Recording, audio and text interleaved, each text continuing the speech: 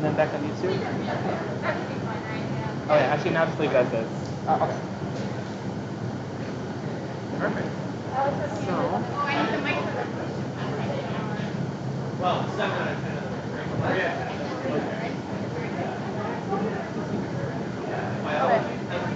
We're missing Alexander.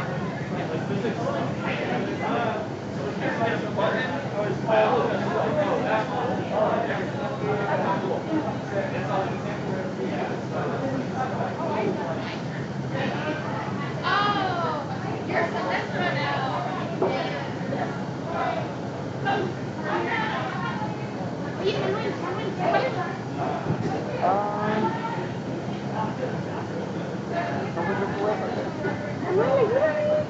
¿Adivinas la 1, la 3? No, Ok, ¿para cuál? la 1, la 3 y la 9.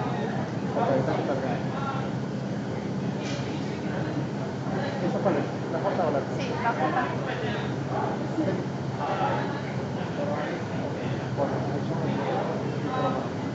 Ah, sí, o sea, todo es duplicable.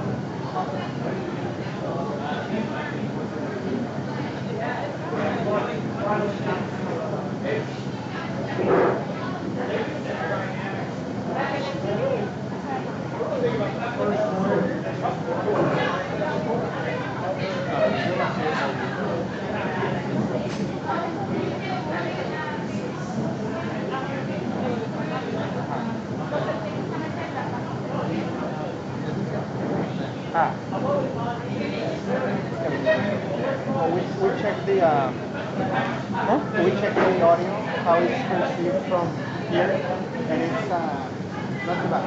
Okay. Yeah. Okay. Like, Perfect. Thank you very much.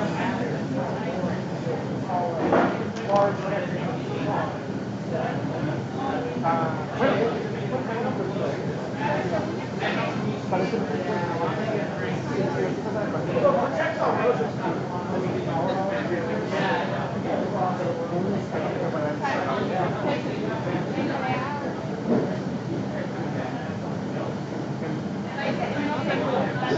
obviamente es el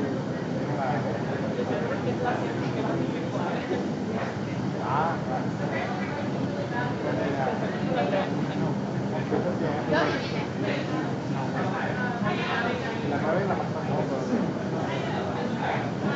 Creo que no sé.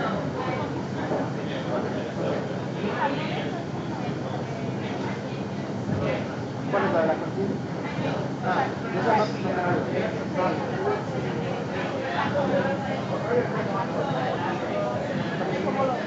¿Cómo si quiere pues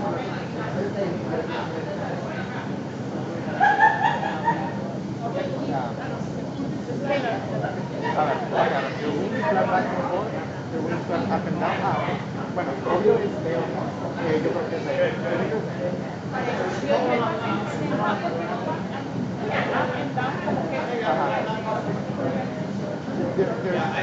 Do you guys probably know these questions?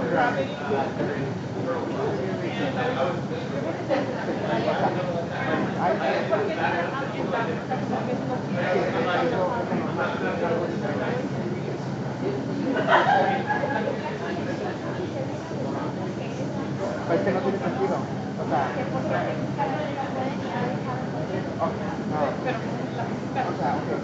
de forma intuitiva, tú al verlo puedes pensar que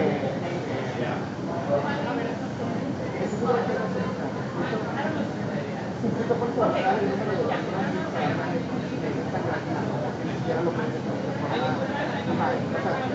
Utilizas la conciencia, el número de la conciencia, o lo que sea.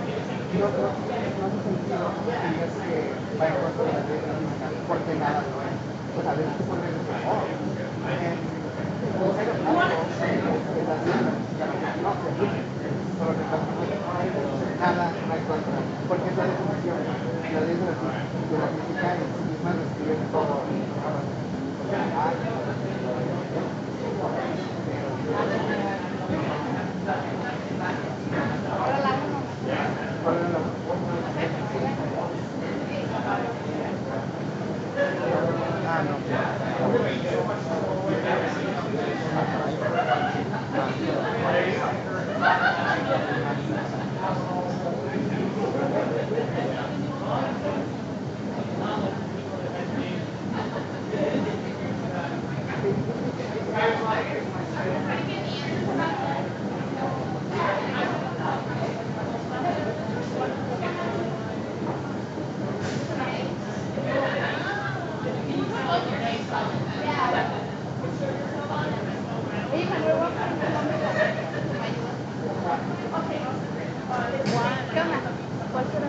Ok, bueno, ahora que ya me acuerdo mi nombre. Ok, Merlynd, ok, entonces voy a decir Salamanca. Puede ser Salamanca o cocodrilo porque se refiere a Merlynd.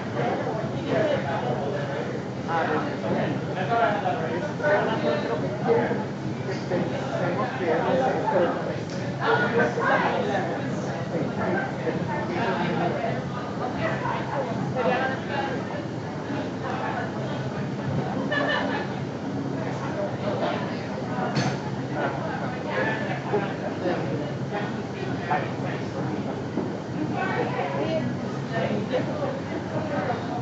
¿La 7? Ajá.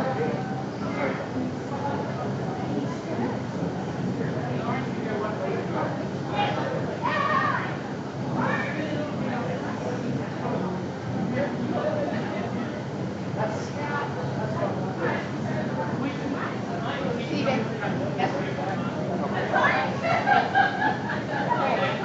Colaborador.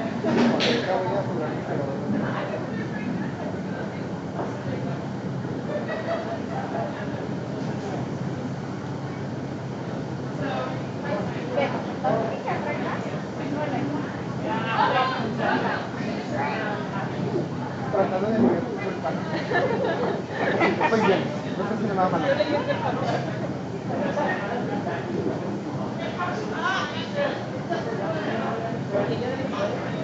¿Cuál?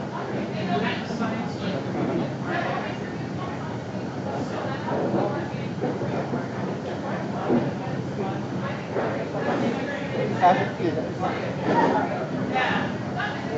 Ah, porque yo no participo. Oye,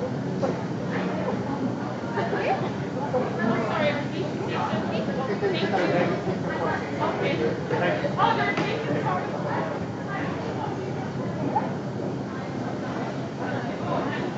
Cosa que no me incluya. Ah, ok. Ah, pues. Ay, qué por guay.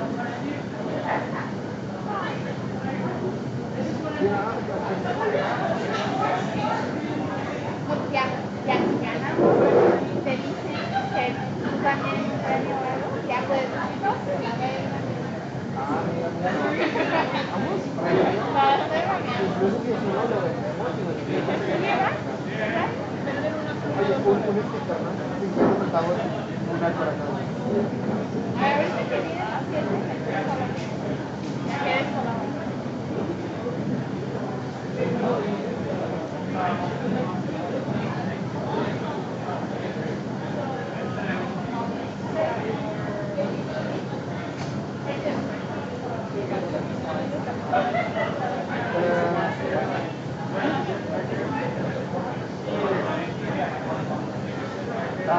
Ok, bueno, una es la segunda de entropía. O sea, la entropía es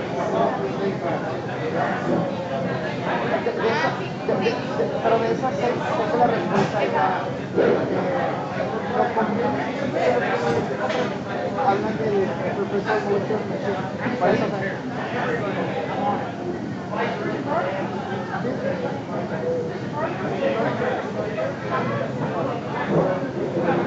Ahorita me vas a quitar por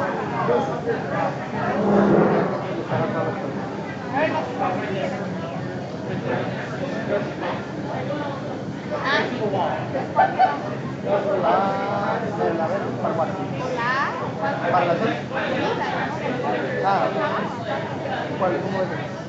El super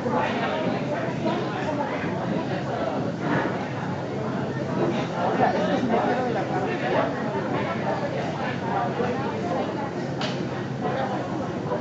Pues para que una gane. Hi, Monroe. Hey, Bella. Hey, Brenda. I'm a science person. Here. I think we're going to use it, but I figured you know, fair. No, they offered me one. They were like, you want a generic one? And so, like, they'll ask you, like, what's working? I was like, I can do a biochemistry, and then I realized I haven't done anything biochem related, so I switched it to chemistry.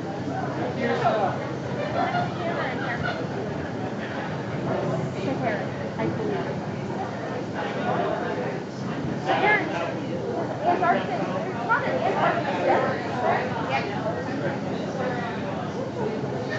That qualifies as a desert. What qualifies as a desert? That's what I'm trying to figure out. Ah, pues el hoyo, ¿no? I'm wondering why we just death random animals.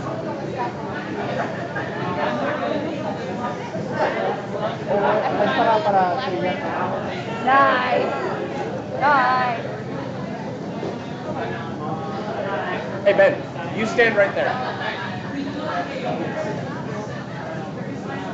Testing. Now we're good. Okay. And who has the other one? The mic?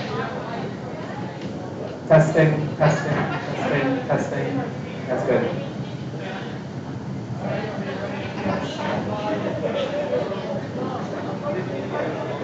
Yeah, there's a tiny bit.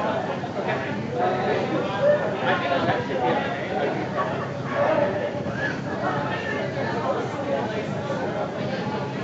Hello. Yo. yo.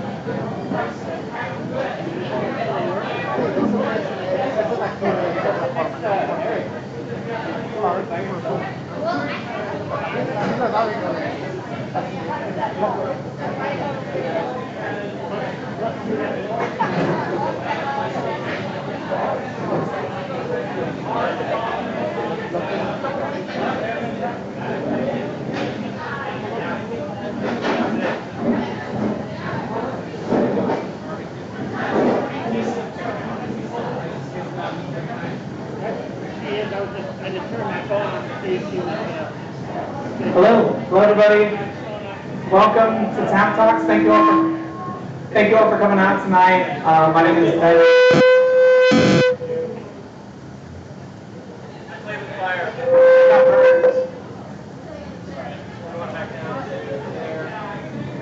Okay?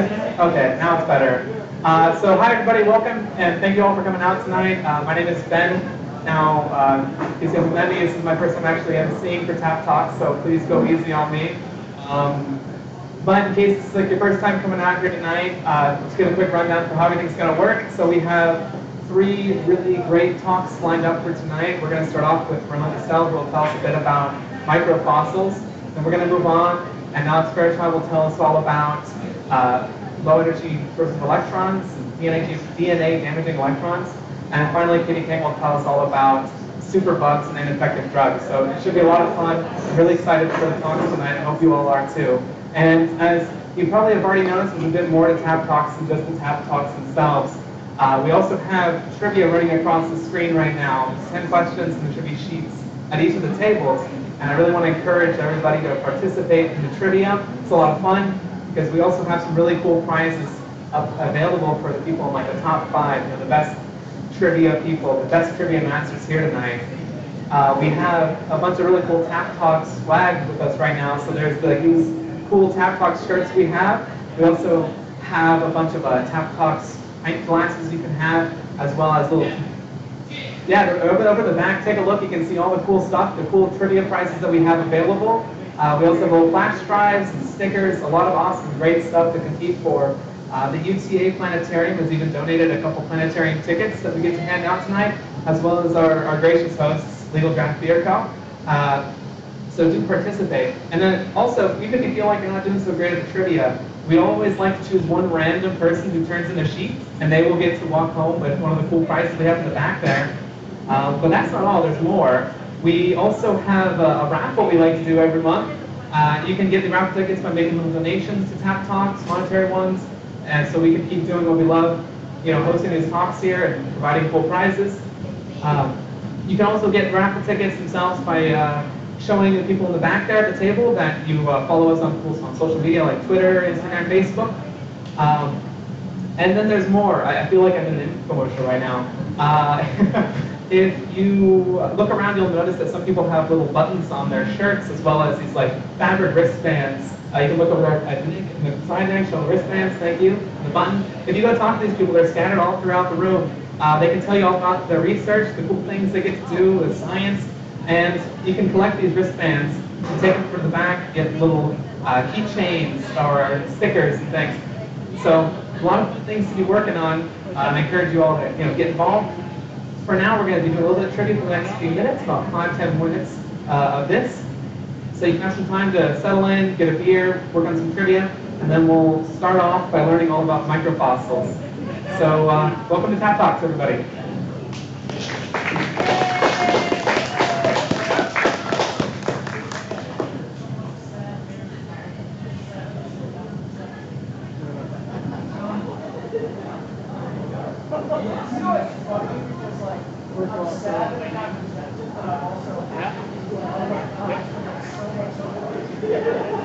Don't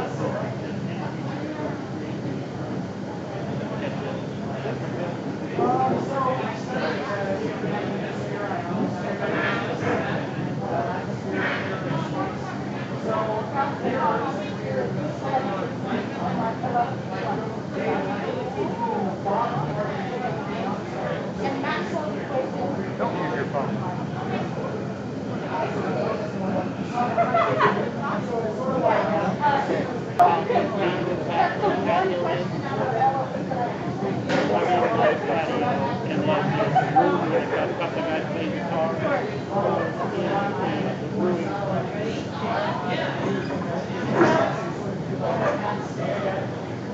It's in between, if you go in between the like Taco, there, wherever you can, and then put it in the back, or leave it there. We're in the left, so you have to come through, come in the patio, where there's a couple guys playing guitar, and then you come into the next room, and that's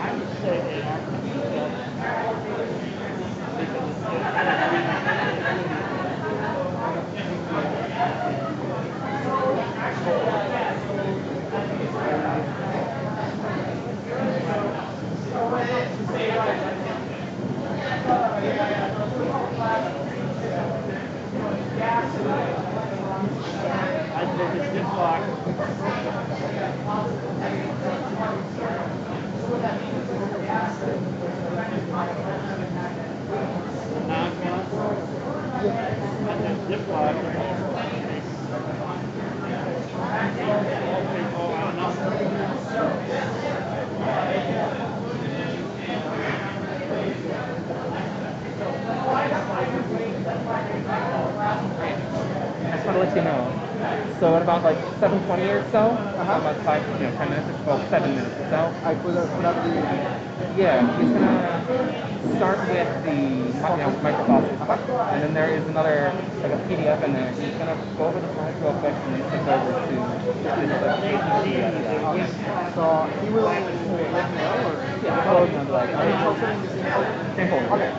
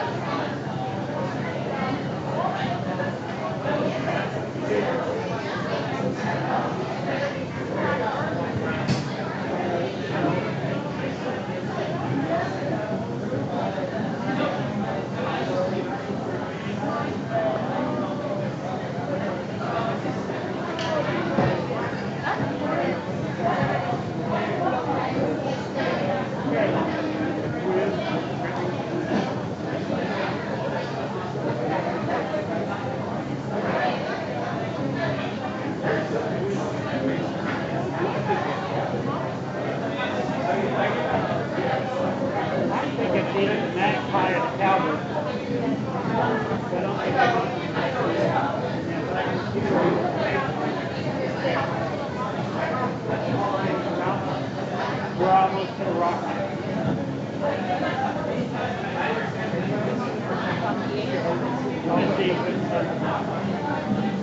Rock bottom.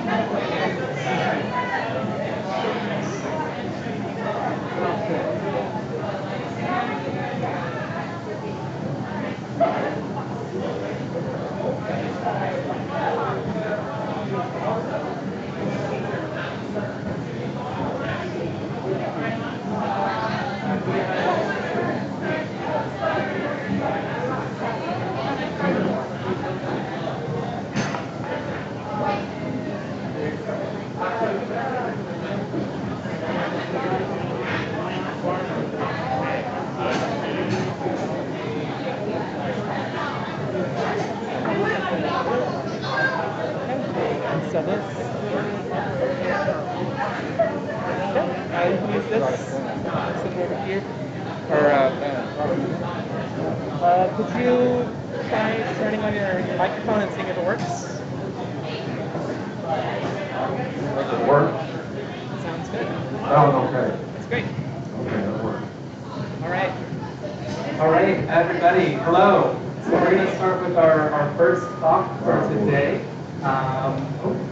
Merlynd Nestell will be telling us a bit about microfossils, so feel free to take it away. You ready to go? Can you hear me without any problem? Good, okay.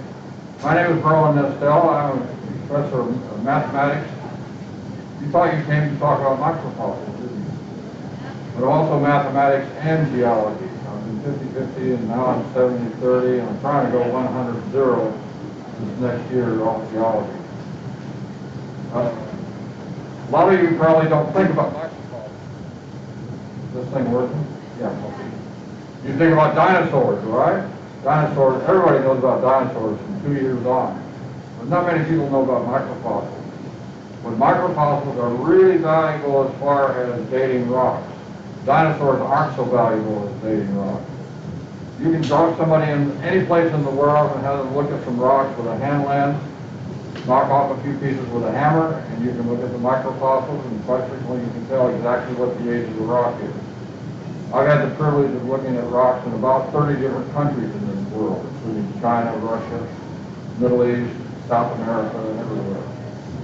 And fortunately, I married a young lady 25 years ago in Russia, stole her from the Russians. She was the top person in my field in Russia. And so she came and she's been an adjunct professor at UTA with me in the geology department since I started almost a long time ago. But anyway, it's due to her that I do a lot of work because she makes me work or I don't eat. So we've actually published 75 papers together on various things all over the world. All right, let's talk about the microfossils. We work specifically on foraminifera and radiolarians. And I'm going to talk just a little bit about the general scope of what microfossils are first, and then we'll look at some specifics. They're made of mainly silica, calcite, or organic walls. Of course, organic walls aren't going to be preserved in the past. So we're looking for silica and calcite mostly in the past. How do you recover these things? Well, you get them out of the rock by dissolving the rock with acid, or you use a chemical to break down the clays in the rock, and then you sieve the sample, and then you take pictures with a scanning electron microscope, or with a, sometimes you can do it even with a better, with a camera that's not so high magnification. But most of the time you do it with a scanning electron microscope. First of all, our diatoms, which are small in size, both freshwater and marine, and I just put they range from Cretaceous to the Holocene. That's about when the dinosaurs went out to the present. They're not really useful, but you probably may have brushed your teeth this morning with some diatomaceous earth in your toothpaste, so they're commercially used. Radiolarians are one-cell animals. By the way, most of these microfossils are one-cell animals. What we're looking at is the house that the one-cell animal built. The radiolarians are very small, found in the open ocean. They're exclusively marine, and they've lasted for a long time. This is one of the things we work on. What happened?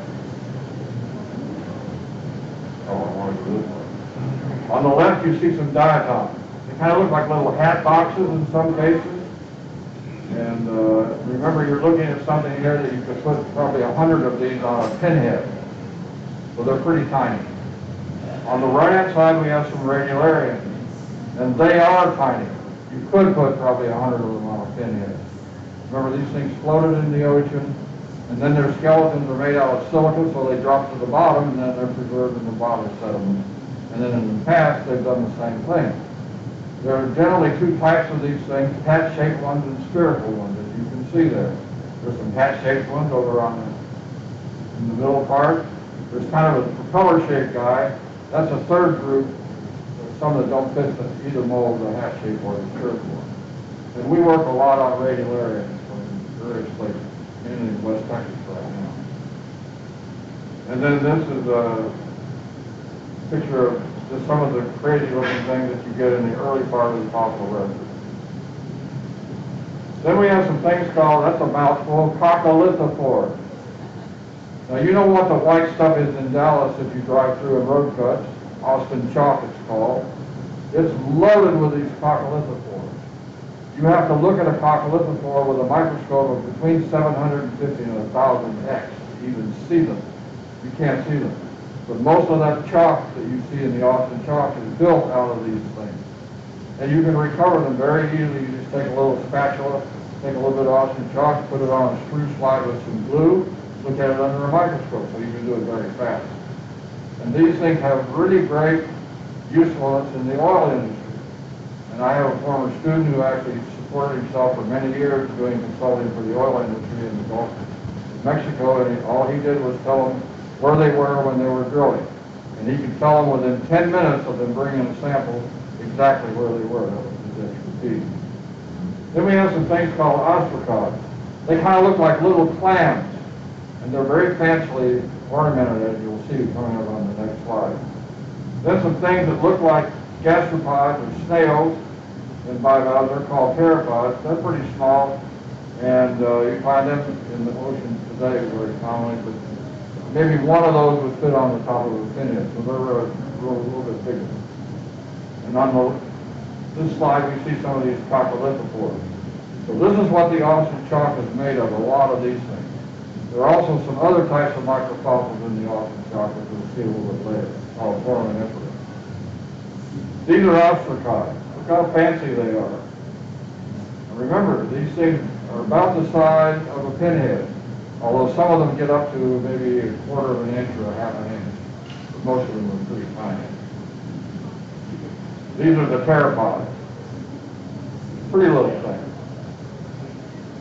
Then there are things called dinoflagellates. They're algae. They're real tiny and organic. We don't see them much in the fossil record.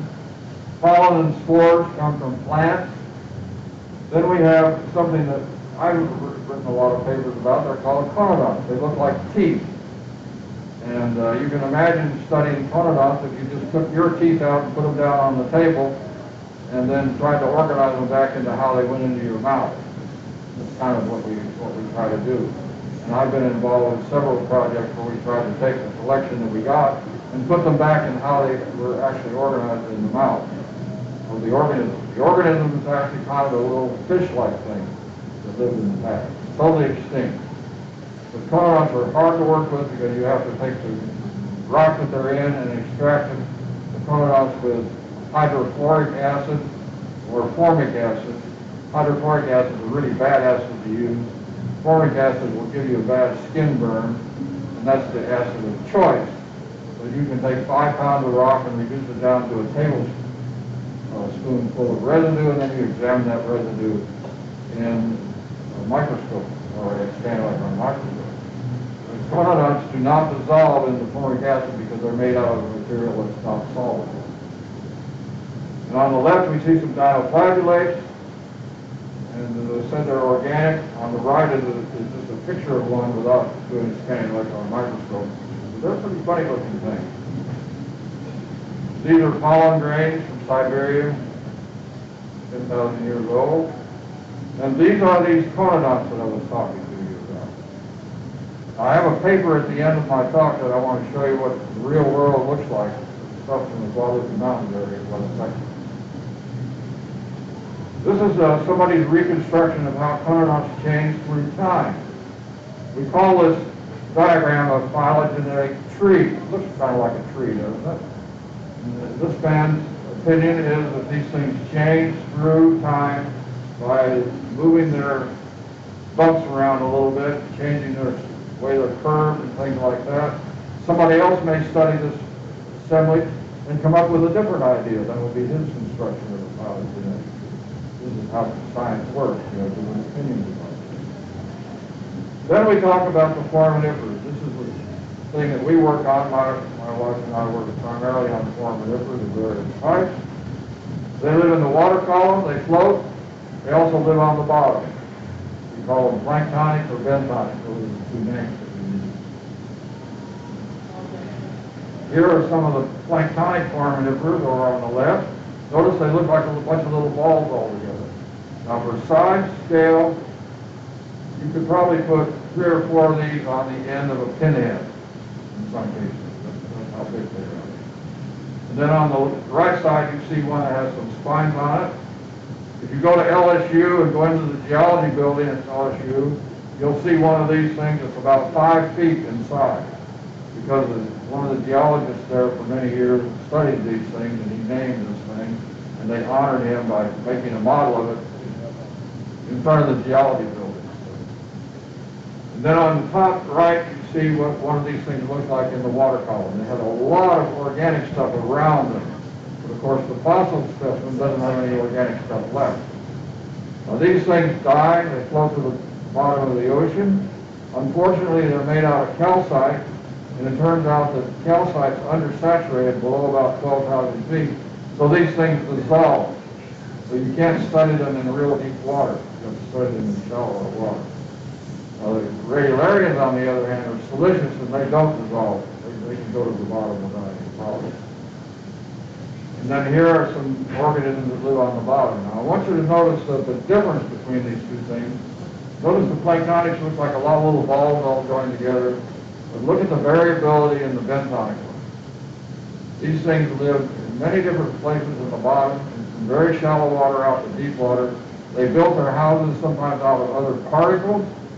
I've seen foraminifera that built their houses out of sponge spicules, out of the skeletal parts of sponges.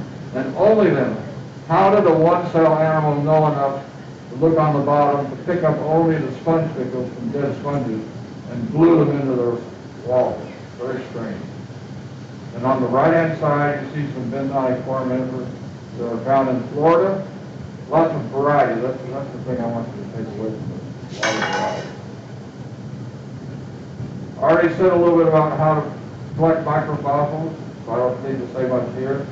As I said, I collect usually about 5 pounds of rock and then process it in the laboratory to get my microfossils out by various techniques. And solvents, limestone. In limestone, we sometimes slice the rock like bologna, about that thick. And then we look at the surface of the rock after it's etched a little bit in hydrochloric acid. We locate the specimens, mark a little rectangle in red around it. I have a little dental saw that has a little blade about that big around a diamond. I just go zip, zip, zip, zip, cut out the square, smooth it down, glue it to a glass slide, and grind it thin. That's how we study this. You're going to see the results of this at the end of this talk. And I guess I really should leave that. These are some of the tools of the trade. You'll see a screen in the middle of the thing with some brushes. We have trays that are ruled off in grids so we can look at things under the microscope and find out where we are. And so this is the way we study it. We have a separator up there that divides samples uniformly. And so there are lots of tools in the trade. We collect these things quite frequently from deep water. You can just send down a thing that goes to chuck and grab a bunch of the bottom stuff. Or you can send down a full system that will actually go down into the subsurface and take a core out of it. Or you can have a drilling rig that goes down several thousand feet and brings back the core. See what else? Just a little bit about environment. You find different types of things in different environments. As you see here, this is the coast of Nova Scotia. And you can see that some of them are the same over on the right side. On the left of the picture, there are two things which are pretty similar. And on the right side, they're pretty similar. If you go over on the left side, completely, you can see things that are totally different. So, big variety of different types in different ecological environments. And there are basically 6 or 5 piles of these things. And this is, as you can see, there are probably, 1,500 genera of these things and lots of species of them. One thing is the problem with microfossils. They alternate generations. How are you going to describe a new species? Which generation are you going to pick? It would be like somebody coming down to Earth and seeing males and females, and you have to pick one specimen that bears the standard for the species, and it goes into a museum. Which one are you going to pick? This is the problem. And that thing is called a holotype. It's very important. And I just put in more test tape for these things. And then just some varieties of how they look. I want you to get the flavor that they're extremely variable as far as their houses that they build. 5 minutes?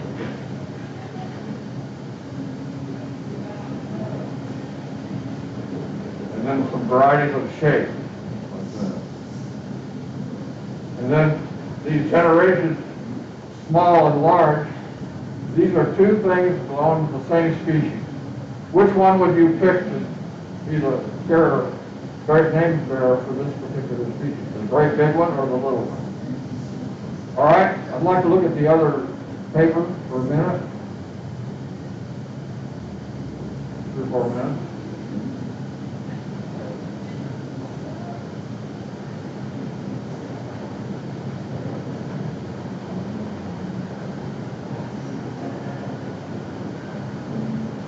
You need to blow it up, and then go down.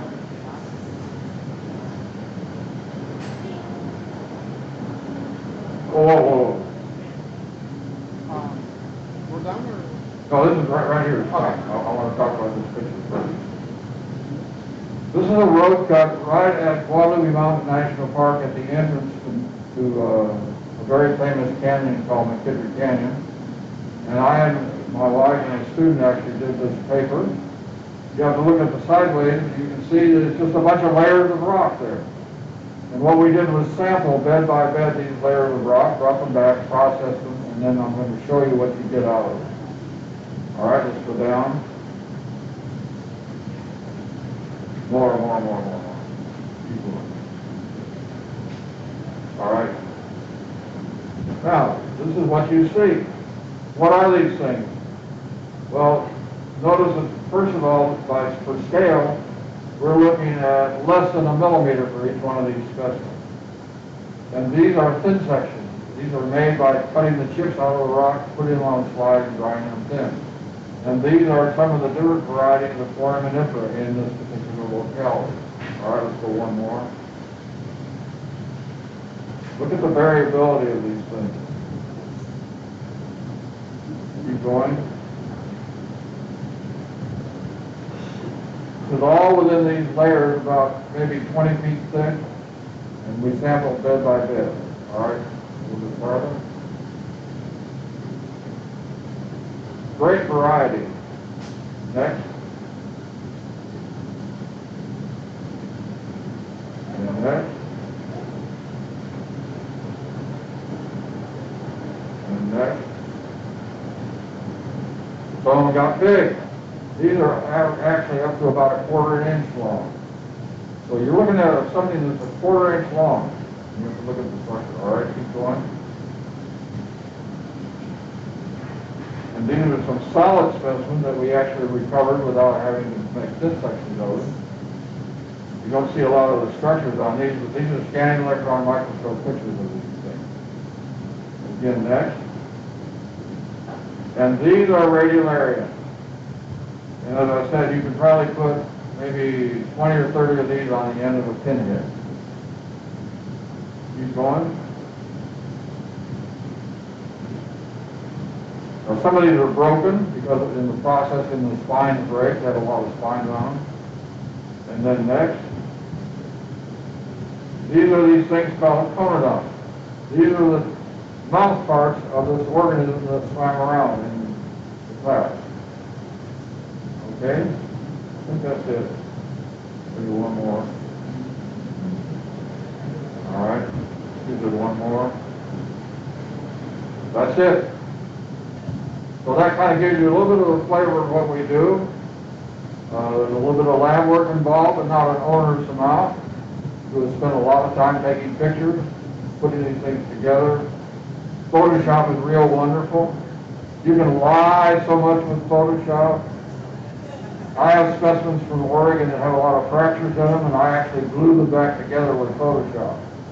So I can see what, I actually published a paper in which I showed the technique for taking specimens which were broken, putting them all back together so you can see what they really look like. All right, that's good.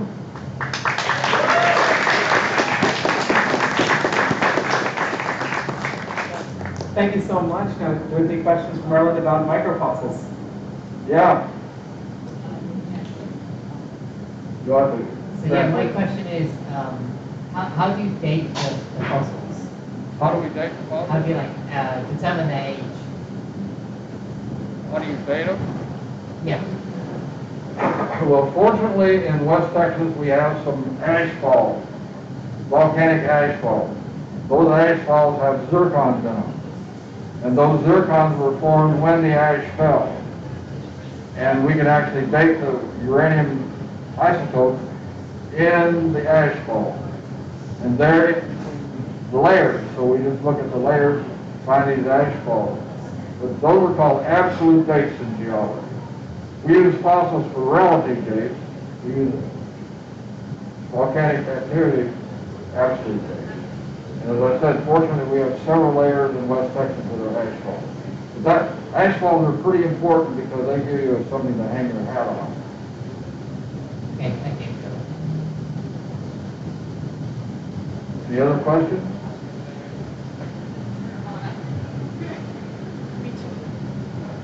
I was wondering, how long did it take you to process and categorize all the microfossils? Well, what I usually do is collect 5 pounds of sample, and I can process 6 at a time in a fume hood. I just break the rock up, put it in dish cans, add a half a liter of formic acid, 5 liters of water, and let it go. Then I come back the next day, pour that stuff off, pour the residue off through sieves, put it back in the fume hood, add the least formic acid and the water, and do it again until the rock's gone. So it's very straightforward. For shales and stuff like we have in the Dallas area, you take mineral spirits. You dry the sample thoroughly, put some mineral spirits on it, the mineral spirit soaks into the rock. The molecules of the mineral spirits are different sizes than water. So I pour the mineral spirits off, filter it, use it again. Then I pour hot water on it, and the rock turns to mush. And then I just wash it through a screen, and out comes all the microfossils. So it's fairly easy to process. Not an owner's task. Any other questions? Yeah, so I've heard that these sorts of organisms are good for making things like paleoclimate proxies. What organisms preserve information the best and why? The best microfossil organisms are the conorons.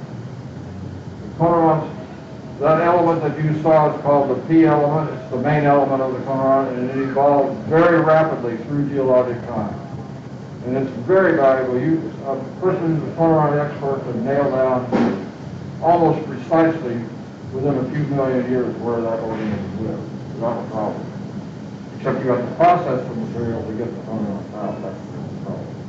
Now, planktonic foraminifera arose just in the time of the dinosaurs. They're pretty valuable too, and people who are good at it can tell by just looking at a few of them what the age is. I'd say foraminifera and conorons are the best,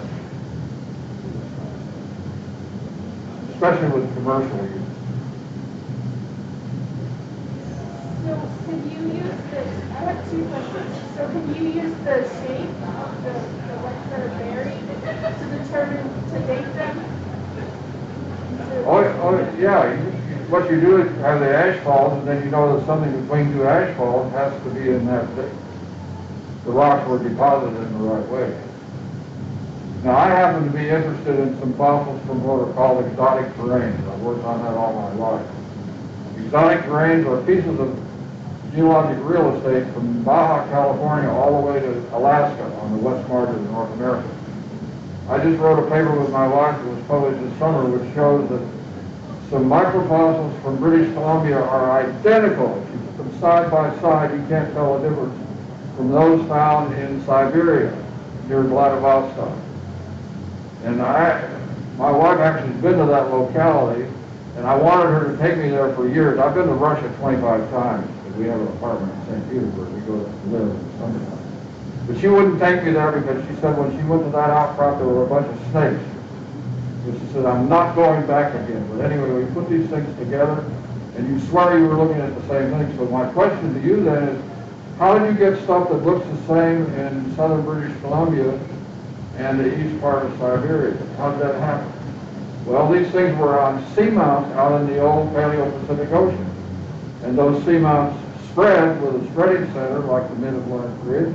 And a bunch of them marched to Asia, and a bunch of them marched to North America. And then they got amalgamated those continents, and that's what we look at.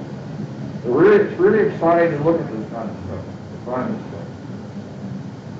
My other question is, which of the ways of collecting, the methods of collecting them is more sustainable? It's like the most sustainable. What's what?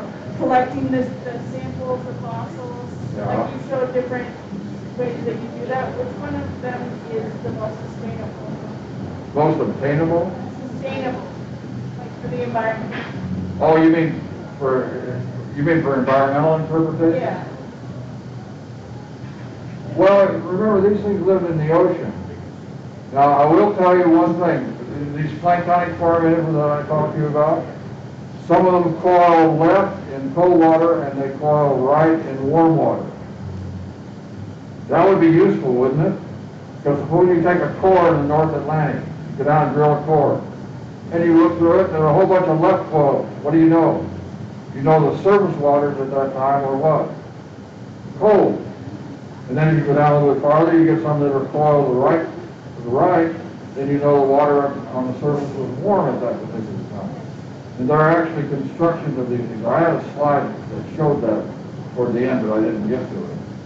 But in any case, they're very practical for environmental stuff, especially the planktonic flora. Hey there, Dr. Nestell. So I noticed that some of the fossils that you showed had a certain amount of either, bilateral symmetry or, radial symmetry, or a spiral form, but many of them obviously don't, like the one I'm looking at right here. Is there any correlation between the amount of symmetry the fossil presents and its size, or any possible interpretations of how it existed? Not that I know of. Now, in this case, we're looking at left and righties. That's why you see some shapes. There are left ones and right ones. Yeah. For all of these phonorons, there are the left ones and the right ones. Okay. But as far as using that as formula, it was not very easy. Okay. Thank you. All right, yes, looks like we have questions right now. Thank you very much for your time, for your presentation. My pleasure. We're going to have a 10-minute break for some trivia, and then we're going to come back for energy sources of electrons. Alexander Fairchild. All right, thank you very much.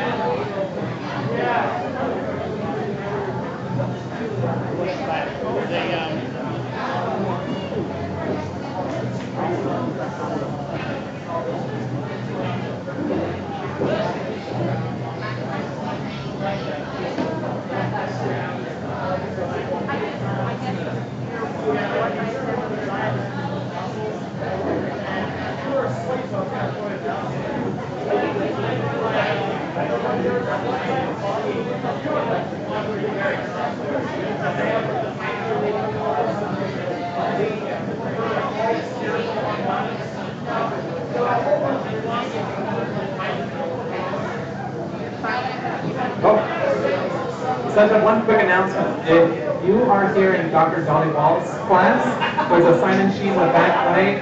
So there's people waving over there. Thank you. You can go sign in at that table. if you're in Dr. Dolly Wall's class. All right.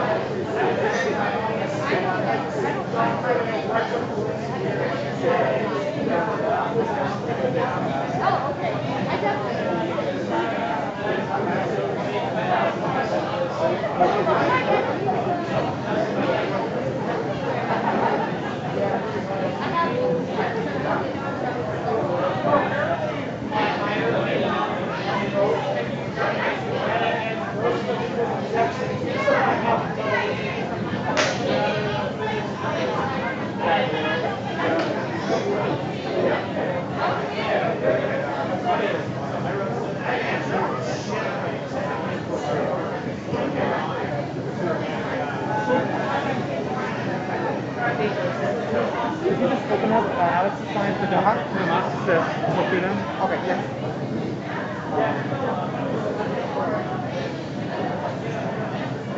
Yeah, the electrons and DNA.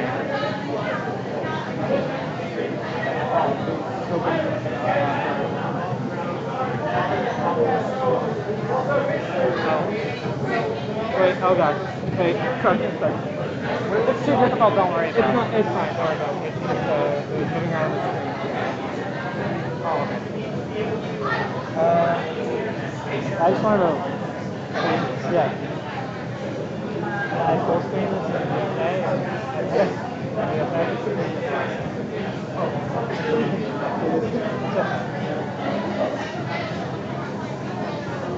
I just want to make sure the animation works. How can I do that? What? I just wanted to make sure the animation works. Do you want to... I have not... Yeah.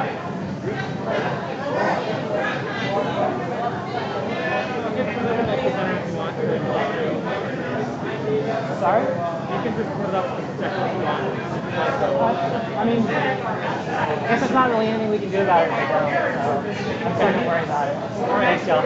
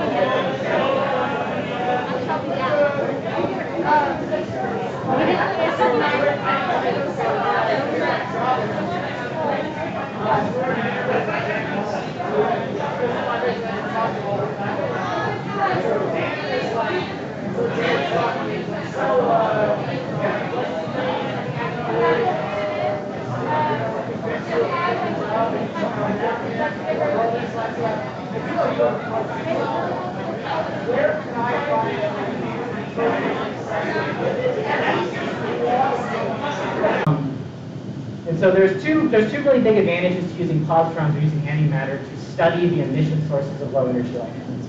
The first advantage is that it's extremely surface sensitive. So in the case of where you're interested in just what's happening on the topmost atomic layer of your sample, so in the case of like two-dimensional materials like graphene or topological insulators, you're really getting information solely from that topmost layer. And we demonstrated this in a couple of experiments that I'll show you. The first of which is this one, which is the sample here is a single layer of graphene. So it's one atom layer of carbon atoms deposited on copper. And those carbon atoms are usually about 3 angstroms displaced from the underlying copper substrate of the copper atoms. So what happens is if you shoot your positrons at it, if you shoot your antimatter at this material, it localizes at the topmost layer, at the surface. It traps at this surface. And this trapping takes place at about 2 angstroms away from this carbon atoms. How long is an angstrom? It's about half the size of a hydrogen atom. So this is 6 times the size of the hydrogen atom. This is 4 times the size of the hydrogen atom. So it's really small distances. And so we were able to do numerical calculations which showed that this is true. We were experimentally verified and theoretically verified. This right here plot is a plot of the probability of where you would find a positron versus how distant it is from the carbon atoms. And what you can see is that it's most probable right here at about this 2 angstroms level where it traps. This was published in a Nature Communications article where we observed some low energy electron emission from this valence band of carbon, which is very important.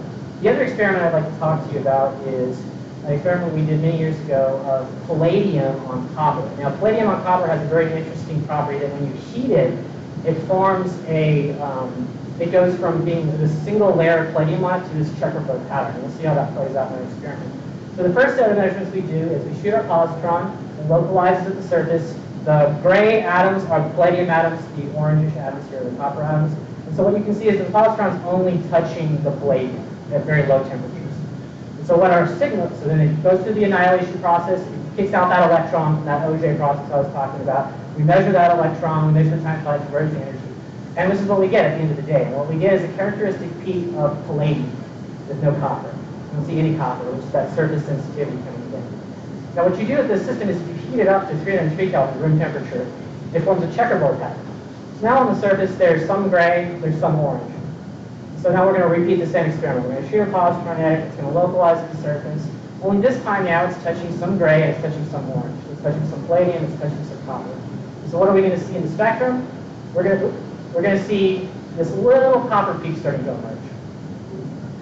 So now we're seeing palladium and copper because the palladium has diffused inside the copper, and now you get this checkerboard pattern. Now if you heat this up even more, you can get rid of the palladium. You get all the palladium inside. And this is a one sample all done in situ at the same time. So there's no funny business going on. You repeat this experiment. If I took this off, nothing would happen because this is all under ultra high vacuum, which is it's very, very, there's no gas particles in here. So if you open this thing up so that where you stood in front of it, this wouldn't work. None of this would work. And they would just all bounce on the walls. And they would just release gamma rays into the room. The flux of this thing is so small that I mean, you're eating like a quarter of a banana. If you work in a building, like if you work in downtown, there's a lot of concrete buildings down here, you're getting exposed to more radiation than I did to do my lab work while I was there. So I have one quick question. Well, yeah.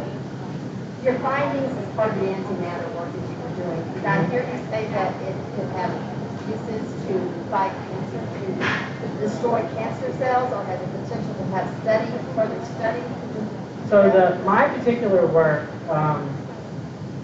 is identifying and understanding the origins of low energy electron emissions that positrons or antimatter can induce.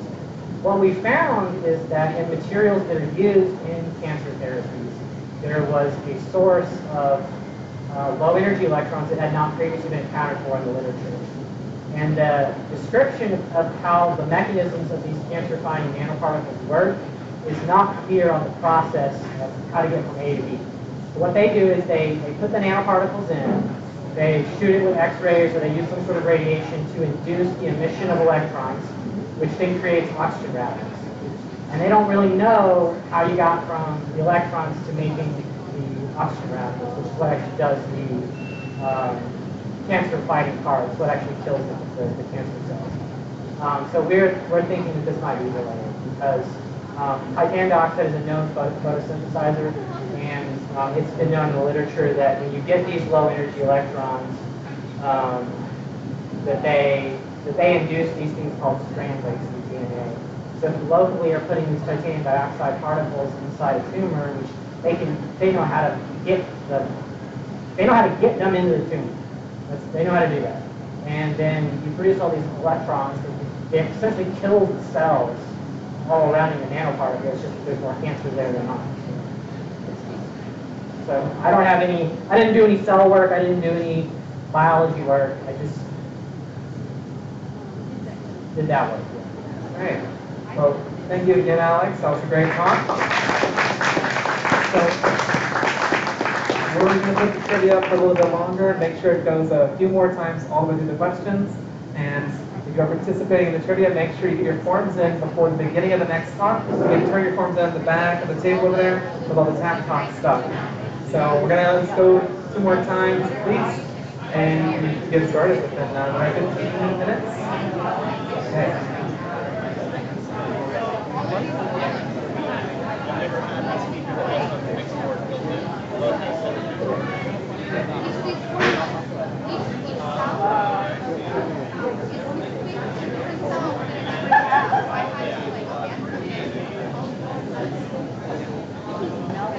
Can I have the answer, please? The what? Answer, please? It's the you know what the laptop bag is? Yep. It's in the front pocket. Okay. It was the internet, right? I'm not really sure. It's nothing you did. It's working. It's working again? Oh, good.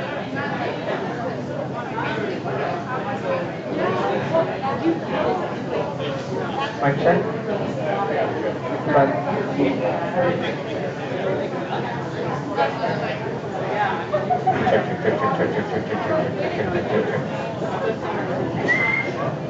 Check. Hello. Hello. There we go.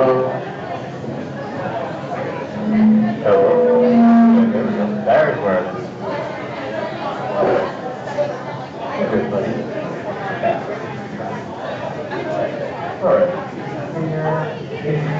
Here. Looks like we're okay. Yep. And here to the hard string mode. Yep. Right there. Perfect. All right.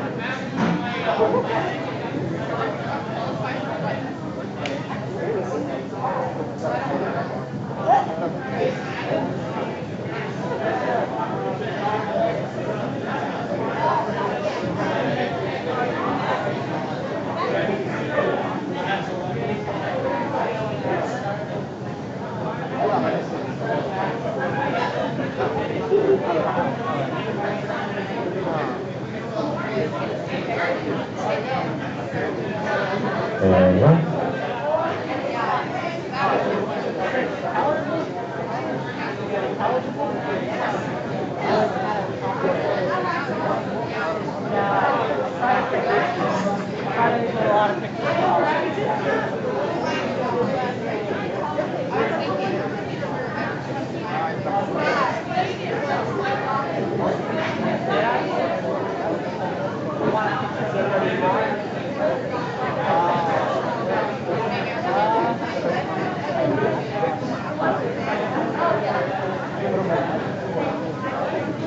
No, it didn't work.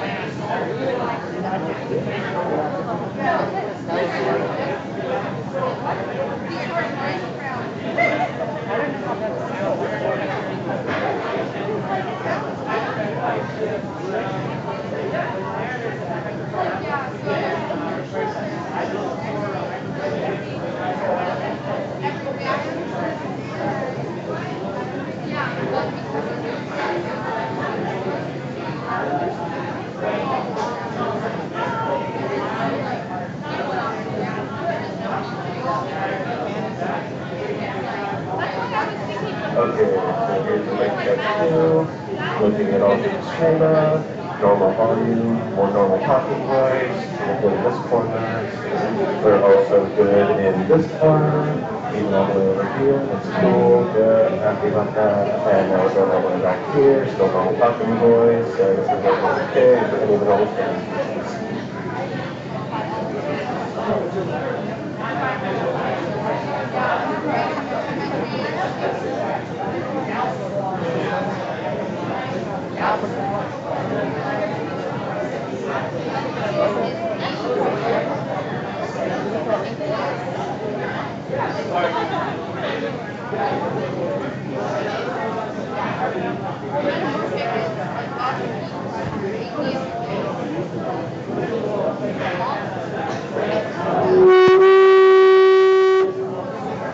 Okay, that's good enough.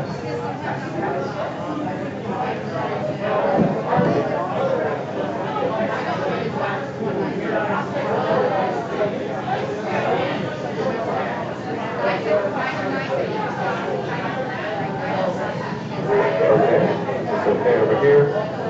So we're going to keep them kind of quickly made. Cool, so what about right here? Okay. So we're going to see a little bit of windshield, that's fine.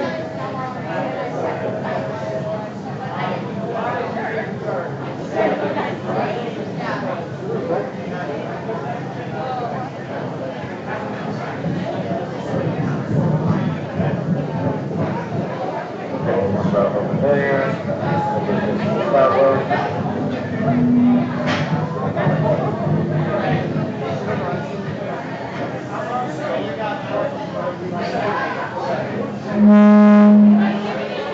What about all the way over here?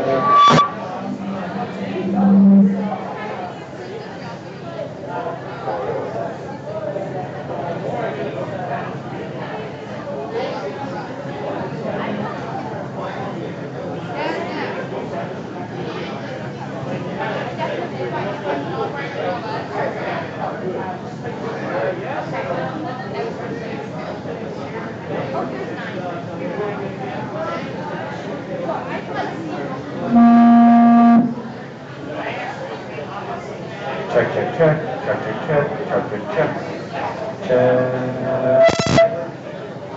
Check, check, check, check, check.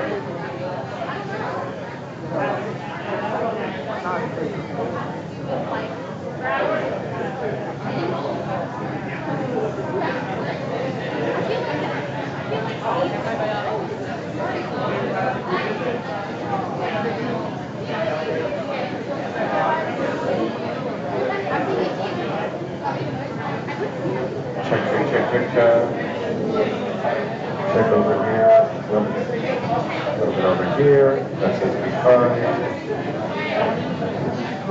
all the way back here. Got off the 65. Okay. So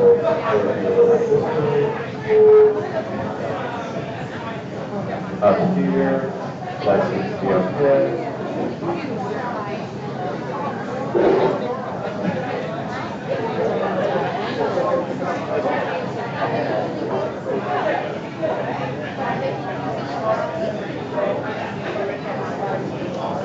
Okay, and this one seems to also be good. Oh.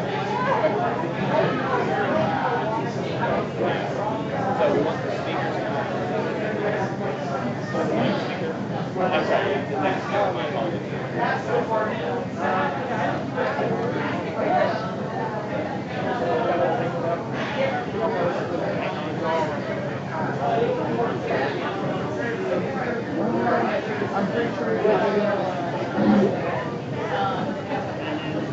You just go and pick right up the yellow.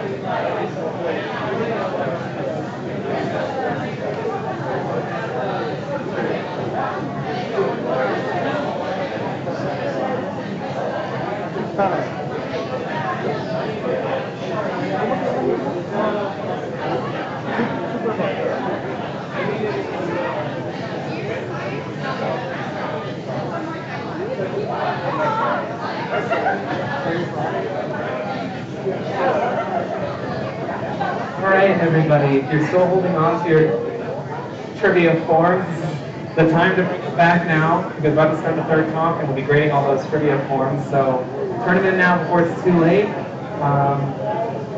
And without further ado, we're going to move on to our third talk for tonight, third and final.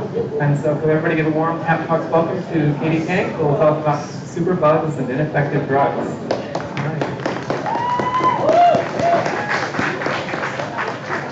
Can everyone hear me? Okay? Yeah. Cool. Oh, I need a clicker, please. Of course. Oh, sorry. Thank you. Laser. Okay, cool. So tonight I'm here to talk to you all about superbugs, or bacteria that have formed resistances to multiple classes of antibiotics. My name is Katie Kang, and I'm a doctoral candidate in the Joseph Bull Lab, where we study many different kinds of bacteria. And we're primarily interested in understanding how bacteria form resistances to these critical, clinically relevant antibiotics. And we study many kinds. Oh, like closer? Sorry. Thank you.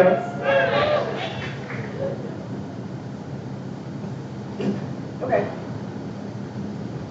Oh, it's a little inflexible. Is this acceptable? Is this better? Better, yeah. All right, I'm sorry. Right, so we study many different kinds of bacteria, including the species listed here, which are considered by the CDC as priority threat pathogens, because these organisms, their infections are extremely difficult to treat with antibiotics, and sometimes, unfortunately, they are impossible to treat. Before we get into these organisms and one of the studies that I want to be touching on tonight, based from our lab, based on one of those bugs, let's talk about antibiotics themselves first. Because antibiotics are these absolutely incredible tools that are relatively new to modern medicine, as you can see from this timeline that hasn't been filled in yet. Antibiotics solve a big problem for us, which is how do we kill off invading bacterial cells without harming our own in the process? More on that in a moment. So since the 1940s, we've made several antibiotic class discoveries. However, that stopped around the 1960s, and it's been a drought in class discovery ever since. And that's extremely concerning, because as soon as we've introduced these antibiotic classes to the market, resistances emerged shortly after, sometimes even the same year that the antibiotic was introduced.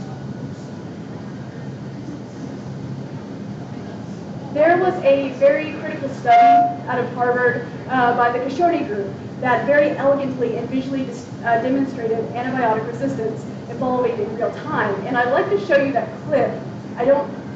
Could you click on the video for me, please? So we'll start it now, and I'll talk you through it. So basically, what the researchers did was they made a giant rectangular petri dish, essentially, full of nutrient-rich media that bacteria could move around in. And the dotted lines that I've drawn in are showing an invisible barrier of increasing antibiotic concentration, with 0 at the edges and the highest concentration in the center. And as you can see, the bacteria, they only grew in the area initially without antibiotics. But of course, they began to deplete the nutrients and the resources in this area, and they were forced to evolve antibiotic resistance so they could continue to grow or die off. And of course, evolve they did, because that's definitely what these bugs do. Eventually, they grow into the center of this petri dish, which contains 3,000 times the concentration of antibiotic that was needed to inhibit their growth just 12 days prior. This overlay that I've added here shows the lineage of all of these antibiotic-resistant mutants, and as you can see, there's many of them, which strongly suggests that each of these mechanisms is different and and it came very easily to these bacteria. So this leads us to the question that I am particularly interested in, and that is, how are bacteria so adept at evolving resistances to antibiotics? Some of you may already be aware, but our antibiotics are produced by fungi and sometimes other bacteria. Microbes are super competitive. Sorry, I'm hearing echoing. Microbes are super competitive, so they produce these antibiotic compounds to inhibit the growth of their tiny cellular rivals. And not only are they producing these compounds, but they're constantly evolving ways to become resistant to the ones made by other cells. And so it makes sense that our antibiotic arsenal that we depend on, which is taken directly from these microbes, is dwindling in efficacy. We saw earlier that there are several classes of antibiotics, and most of them work in one of these ways. While our own cells follow similar biology to bacteria's, our enzymes are fundamentally different than the microbes. So the antibiotics, they can't harm our cells because they target the bacteria's enzymes specifically, which is kind of neat. Of course, bacteria are going to evolve resistances when they're exposed to antibiotics, especially if it's in sublethal or subinhibitory concentrations. There are many, many different kinds of ways for these guys to develop resistances, too many to get into tonight, but some of the most common ones are to destroy the antibiotic while it's still outside of the cell, destroy the antibiotic when it's inside the cell, or pump it right back out using efflux pumps. Some bacteria are intrinsically difficult to treat because they have an extra layer of protection. They have an additional membrane outside of their cell wall called the outer membrane. It's not a terribly creative name. Bacteria that have an outer membrane are called gram-negative bacteria, and they are responsible for the most antibiotic-resistant infections. And these bugs are the guys that our lab is mostly interested in. Let's talk a little bit more about this outer membrane because it's going to be important for tonight's talk. So not only does the outer membrane make it difficult for antibiotics to penetrate into the cell, but the outer membrane can also be changed up by the bacteria itself, so that antibiotics that are supposed to target the outer membrane to kill the bacteria can no longer bind. Now, this last mechanism of resistance, the surface modification of the outer membrane, is of particular concern because it thwarts one of our most valuable last line of defense antibiotics called colistin sulfate. Colistin is considered a last line of defense antibiotic because this is the drug that physicians reach for when more commonly prescribed antibiotics are proven ineffective against the infection. So essentially, this is the last resort drug. Colistin works because it's cationic, or it's positively charged, and the bacterial surface is negatively charged. So colistin works through electrostatic interactions. It's going to bind to the surface, the outer membrane of these bacteria. And because the bacteria depend on the outer membrane to live, this equals cell death. Additionally, colistin can come inside the bacteria and interfere with the inner membrane, which messes with proton motor force or energy production. But, of course, as you guys were all expecting, bacteria can become resistant to colistin, and they can do this by modifying their surface. As you may have already picked up, the outer membrane of a bacteria is pretty unusual. So a typical membrane in biology is it's symmetrical, and it consists of two phospholipid bilayers. This is going to be a very fluid membrane that's found in most cells, like our own. However, a bacterial's outer membrane is asymmetric, and its phospholipids are restricted to the inner membrane, whereas there's glycolipids that are negatively charged in the outer membrane. And this is extremely unusual. These glycolipids are also called endotoxin, which is a term you may have heard before in relation to sepsis before tonight. So as I mentioned, endotoxin is it's based on these glycolipids, which are these lipidated sugar chains. And that's important because these sugar chains are stiff.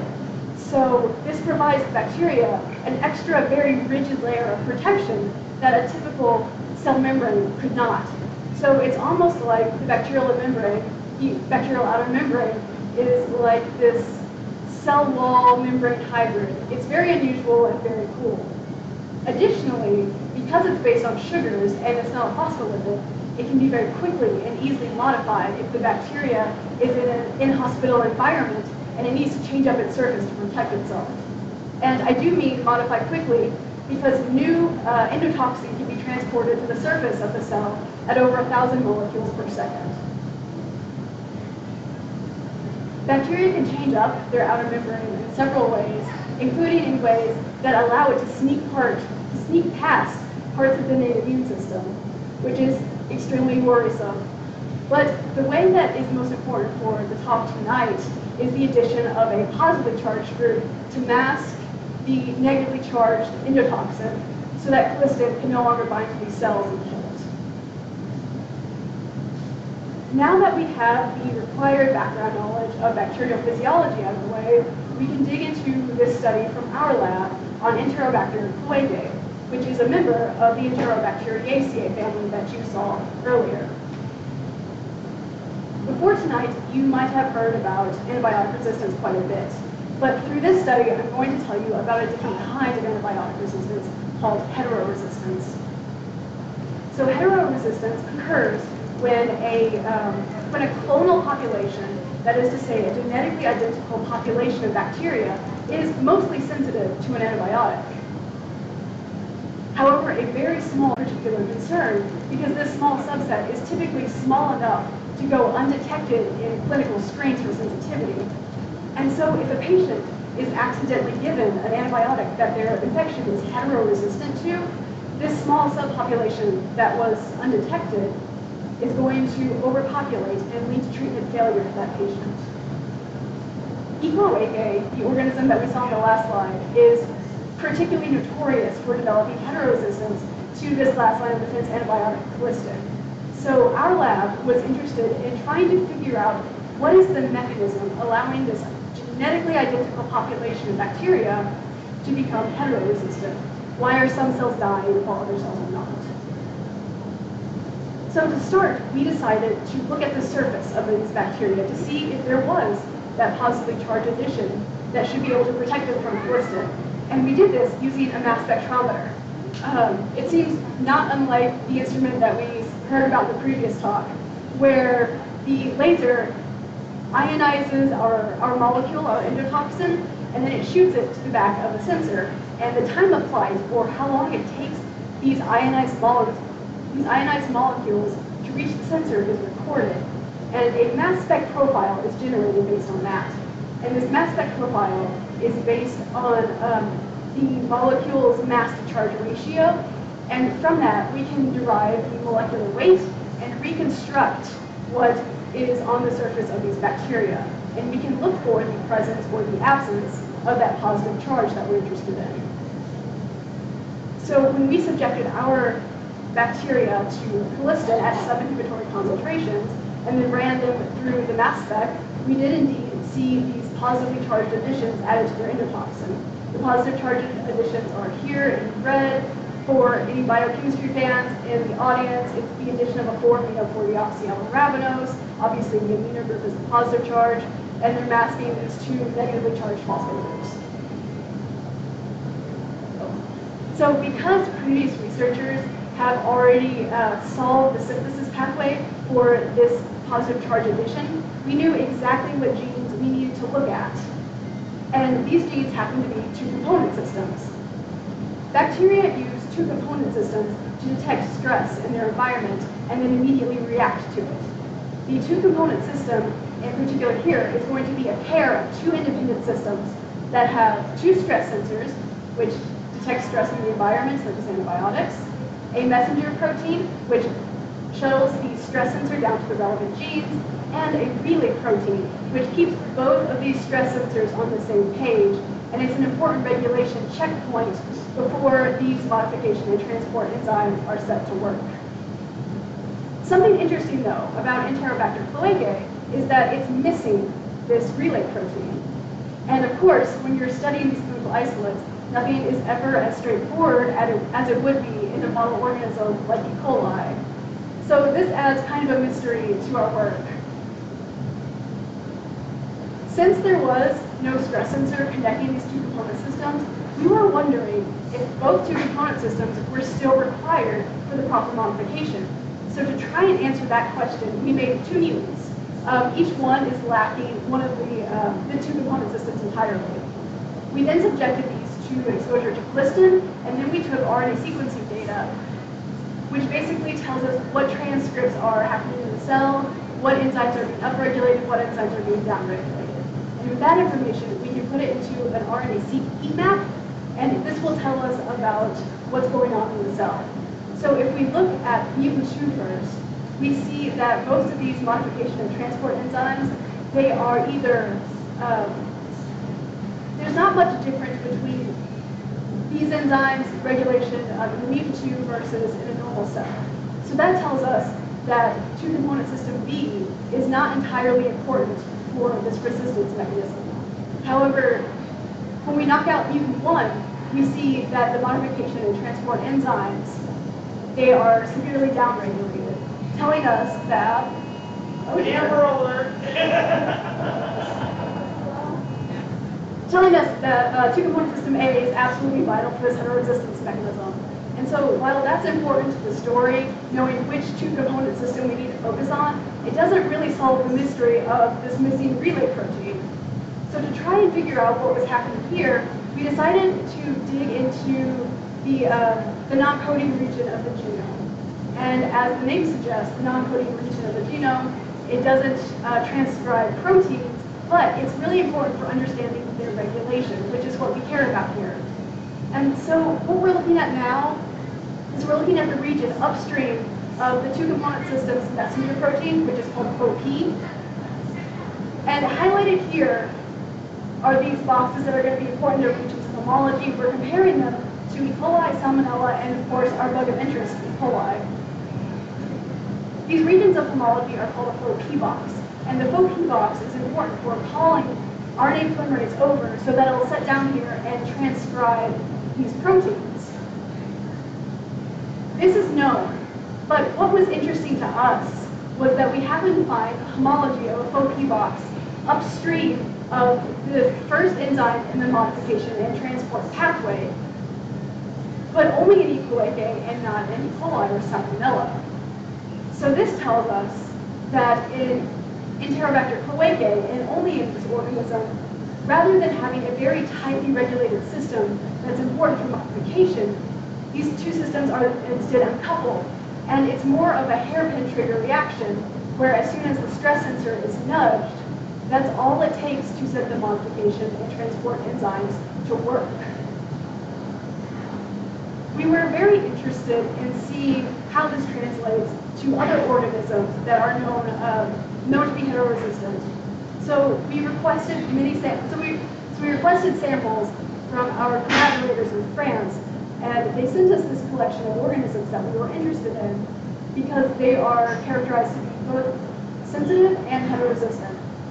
Upon sequencing their genomes, we found that many of them had single nucleotide polymorphisms, indicated here in yellow, immediately upstream of the FOP messenger protein. And this region upstream of FOP messenger protein, it's very important it's an important promoter. So if these are messed up, these proteins won't be transcribed by the cell, they're missing. And of course, in the cells where there's going to be missing protein, these are our sensitive cells. and the ones that retain their heteroresistance have a fully functioning protein. So now we know a little bit more about why Equilege forms heteroresistance to this absolutely critical last line of defense antibiotic, and it all comes down to gene regulation. Before I close tonight, I want to go over just a few points that both the World Health Organization and the Center for Disease Control agree upon that are important for protecting the efficacy of our antibiotics so that we can use them for as long as possible. And in the interest of brevity, I'm not going to read these to you, but they do boil down to don't save your antibiotics if you have them left over. And if you do, make sure you dispose of them in ways where they don't get into the sewer system or into the groundwater.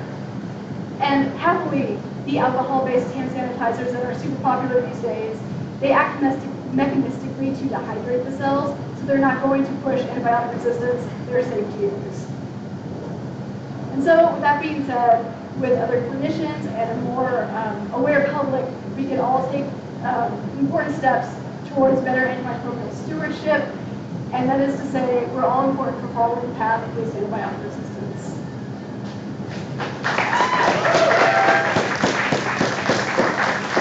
Thank you very much. This is our lab. I might be biased, but I think we do very incredible work. These were our collaborators from France, and this is me. Thank you. Thank you very much. Looks like we already got a bunch of questions popping up. Thank you. I really enjoyed this talk. Thank you. You mentioned that a bacterium can transport 1,000 molecules per second to the surface to develop resistance. But I was curious, how many molecules are on the surface of a typical bacterium? Oh, well, that's a great question. So this molecule in particular is particularly dense in these bacteria. I don't know the exact numbers, but it is extremely numerous. It's estimated to cover the entire organism. But I mean, if it moves 1,000 a second, is it moving 1,000 out of 10,000, or is it moving 1,000 out of like 10 million? I see. So these surface molecules, they can get recycled, they can be broken down. So it's a continual system of replenishment. Okay, thank you. Hello, my name is Austin. So my question for you, thank you for your talk, it was wonderful. So talking about heteroresistance, can you describe this using a system, like in dynamical systems, can you describe this with a system of ordinary differential equations or partial differential equations? You know, what's the math behind this? I mean, I want to know if it's applied math. Of course. So when it's calculated, it's typically 100 in a billion cells that are considered heteroresistance. Because it's biology and because it's largely stochastic, there isn't a strict formula that we can apply to one organism or to many organisms to determine or predict what the number is going to be. Okay. What about stochastic differential equations then? Is there any, can you use this, material? That's an excellent question. Thank you for bringing it to my attention. I'm not certain now, but my interest is piqued, so I'll have to look into it. Okay, thank you so much. Thank you.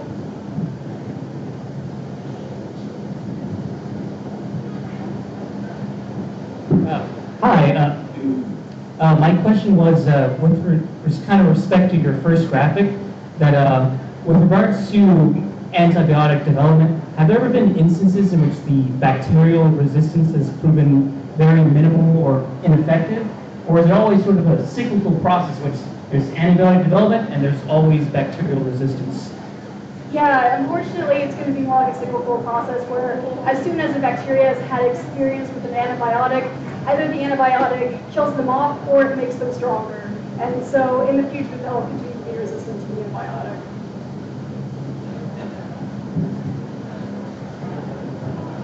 Hey there, thank you. It was a very good talk. So I was wondering, I guess I have this naive picture in my mind that, bacteria are a relatively low energy system, that they don't do a lot. And I guess that seems to be incorrect, because the idea that they can, I'm sorry, that's my a very loud noise coming out of the speaker now. The fact that they can migrate that many molecules to their surface, it seems like a very energy-intensive process. And the fact that you describe these as not just simplistic molecules, but actually quite energy-dense molecules, kind of changes that. So exactly, like, I guess my question is, if it's going to be moving that many high-density, complex molecules to the surface, what are the kind of energy consumption constraints that places on these? And can you actually use that as a technique for disrupting the bacteria in the first place? Can you make them starve themselves or something like that? Yes, that's an excellent question. So one of the reasons why I like bacteria is because people might think of them as like these boring bags of molecules that just kind of exist and float around, but they're actually incredibly dynamic organisms, and they're always breaking the laws of biology, and I find them absolutely fascinating. But to answer your question, yes, there are many antibiotics that specifically inhibit like proton mode of force or energy production. It's a very, very good way to kill off bacteria. Because as soon as they run out of energy, of course, everything grinds to a halt and they're stationary. Awesome, thank you very much. Hi, thank you so much for your talk. This might be a little bit out of your field of research, but I was just wondering in general, with antibiotics like penicillin, it follows the same kind of route of eliminating bacteria, but I was wondering if there's any ways that would eliminate bacteria kind of fundamentally that wouldn't develop this resistance so fast? Okay, so you're asking like a unified theory of antibiotics, I guess. Like what's something that could just like kill them all? Or just like a new way that's like trying to be developed other than like the usual, I think I might have a slide about that. Let's see. So there's a lot of different ways to kill off bacteria other than just antibiotics. A lot of them are very, they're not released onto the market yet, but there are definitely areas that people are trying to explore.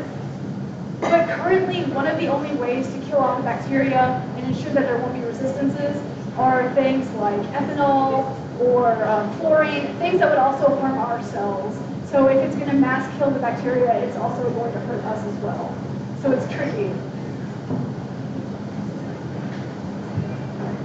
Okay, I am in no way a chemist or biologist, so I'm wondering, how does the charge masking thing work on the glycolipids, and how does that not like mess up the function of the outer layer if you're like making it neutral or something? Oh my gosh, I love this question. Okay,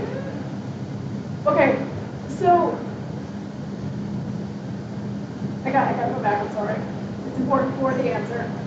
So basically the answer was so the canonical structure obviously intentionally has a negative charge. It's important for biology. So by incorporating these positively charged molecules, yes, it does disrupt the outer membrane. In fact, it pushes the molecules apart from each other.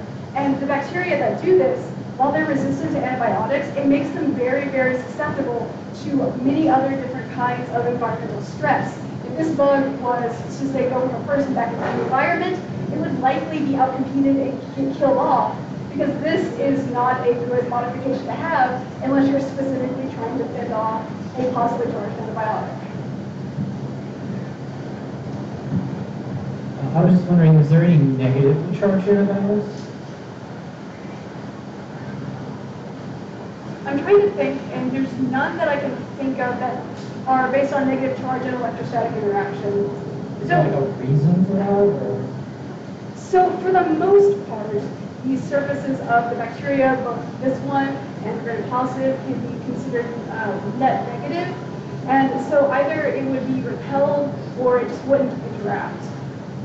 I guess I'm imagining, like, if this is becoming more positive, like, could you, like, double dose with, like, a positive and a negative and, like, still kill it? Yeah, that's an excellent question. The effect of this, though, is it becomes a Switterion, where it's a net neutral charge, essentially. But I do really like that train of thought where if it's going to play this game, hit it with something negative to really ruin its day. I definitely think that should be an area that should be explored. It's cool. All right, well, I think that's about time, so thank you. That was great. Thank you for your time, and now, we're gonna move on to the raffle first, and then after that, move on to the trivia results. And so everybody get your tickets ready. And could I have number 2586807? Is it over there? All right, you can go down towards the back and pick up your prize. And now for the trivia, we had a lot of people actually tied for a couple of the placings, and so we have some very special guests here that are going to pick out our random trivia winners.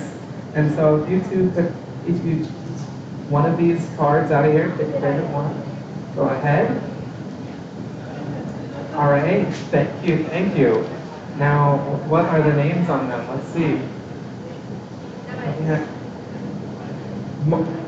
Margaret and Elaine. Oh, is that? Ella.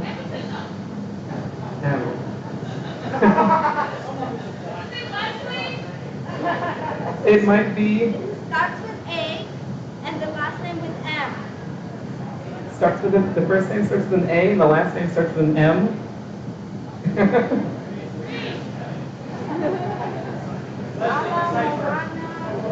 Okay, let's have someone with shitty handwriting. Someone has a cursive handwriting. Morrison? Is your last name Morrison? Are you 7? Do we have a 7-year-old here? I feel like it'd be you two. Sorry, can you pick one more? All right. Could you pick one more here, please? Okay. Miranda. Miranda and Kristen looks like it's a joint prize. All right. Thank you both very much. All right. So now I'm going to run through the questions themselves and all the answers for those. And so we're going to start off with the first question about the Mosasaurus. The funny thing about this one is I think exactly 3 people out of all of us here got it right. So the answer is lizards. I definitely got that wrong also. Now, which of these letters appear nowhere on the periodic table of elements? So all of them begin with one letter.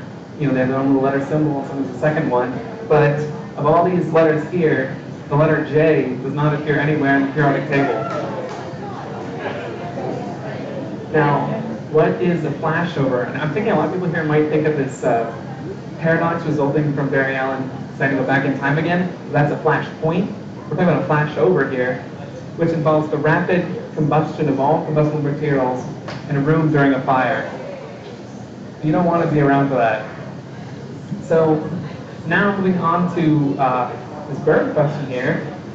Which of these bird species are an obligate brood parasite, meaning they have to lay their eggs in the nest of another bird and then let the owner take care of that egg. So for this one, it is the cowbird. And despite centuries of attempts, no scientists have been able to make a perpetual motion machine. Now, why is that? How do we explain that? You'll see like tons of videos on YouTube trying to prove us wrong about this question, that they have made one, but they're not. So this is just the first law of thermodynamics. Now, moving forwards, calling a rice a gneiss or a piece of schist might be accurate if you're looking at what kind of rock. That would be a metamorphic rock. Know your rocks. This too.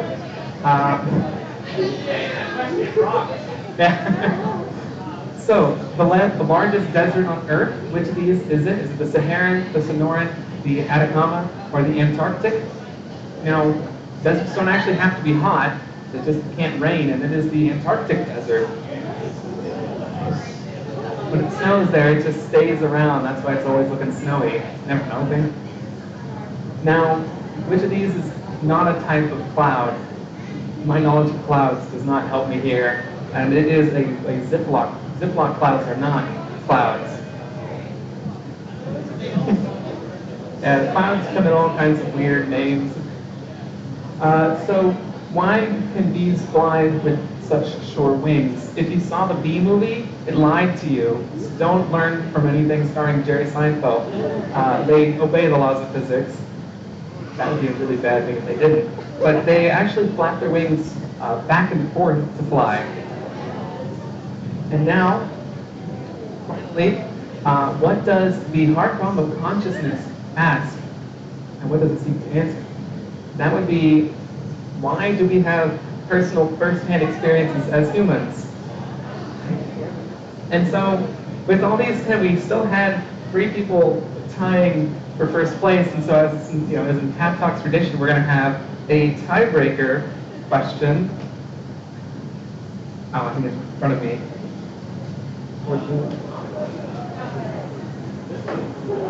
Wait. Oh. I have it right here. So, could Anansa, Espen, and Eric come up to the front for the tiebreaker question?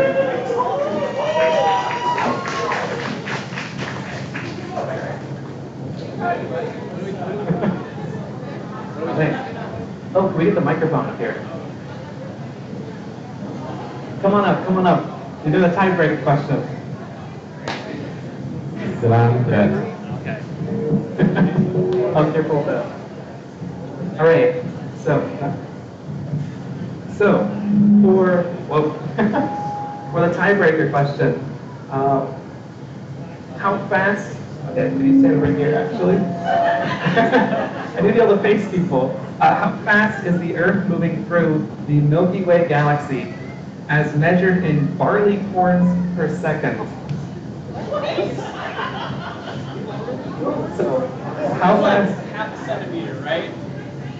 Hey, don't give it a second. So, how fast is the Earth moving through the Milky Way galaxy in barleycorns per second? You gotta just think about a number and guess.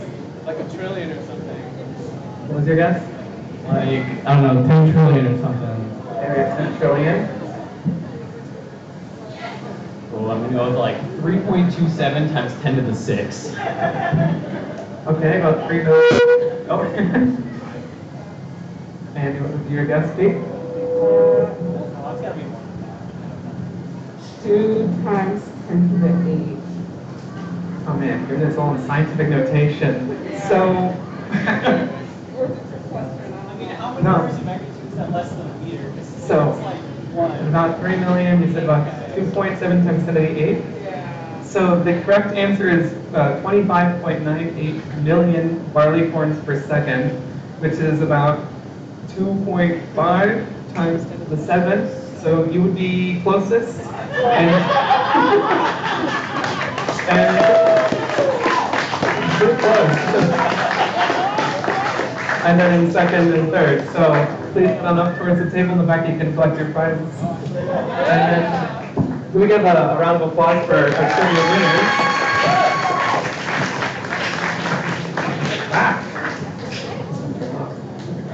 And then again, the people who won the random draw. So we had Margaret and Brandon/Kristen. Could you also please move towards the back? And I hope the Raffle winner did as well. Last of all, thank you all for coming out tonight. I hope you all had a great time. And thank you all to our speakers. Thank you to the Tap Talks volunteers who make this all possible. It would not be possible to do this without them. So have a great night, everybody. Thank you all for coming out.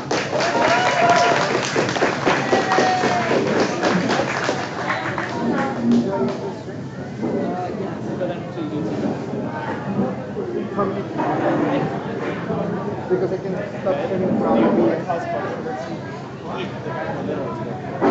He said 3.27 times 10 to the 6.